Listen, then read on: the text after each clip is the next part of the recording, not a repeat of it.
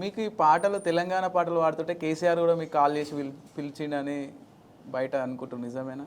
నిజం. ఉమ్, నేను గొర్రెలు కాస్తున్నప్పుడే ఆయన ముఖ్యమంత్రిగా ఉండు 2017 అనుకుంటా, ఉమ్, 17, 16 ఉమ్, గొర్రెల స్కీమ్ అని పథకం తెచ్చిండు.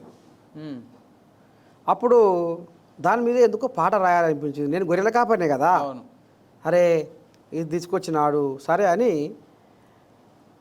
తద్దినక దిద్దినక ఓరోరి బీరన్న ఒరకో మన రాత మారిందిర మల్లన్న 70 ఏళ్ళ బరువంతా దించిండు కేసీఆర్ గొర్రెల మందాను గోరిస్తుండు ఉంది జోరు పండుగ చేద్దాము రోడెల్యము కళ్యం సభ్యత్వం గడుదాము గొల్ల కురుమా సంఘం తద్దినక దిద్దినక ఓరోరి బీరన్న ఒరకో మన రాత మారిందిర మల్లన్న ఒరకో మన రాత మారిందిర మల్లన్న ఎల్లా లోకాలు తిరిగే గొల్లాకురు మన కోసం ఎవడాలోచించలేదు గోసపడ్డ మన కోసం పండు వెన్నెల్లాంటి నిండు గుణమున్నోడు ముఖ్యమంత్రి కేసీఆర్ ముందు చూపు ఉన్నోడు 75% సబ్సిడీ ఇస్తాడట అబ్బబ్బా కేసీఆర్ పుణ్యము 25% వడ్డీ కూడా లేదాట గొల్ల కురుమ జన్మాయిక ధన్యము తద్దినక దిద్దినక ఓరోరి బీరన్న ఒరకో మన రాత మారిందిర మల్లన్న ఒరకో మన రాత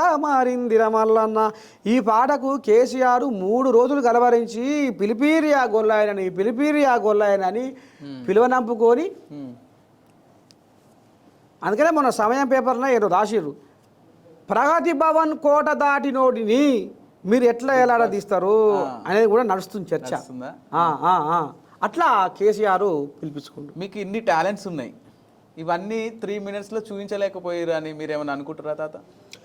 ఇప్పుడు అందరికి అవకాశం ఇచ్చిర్రు, కుర్చీ అడిగిర్రు, వినవా?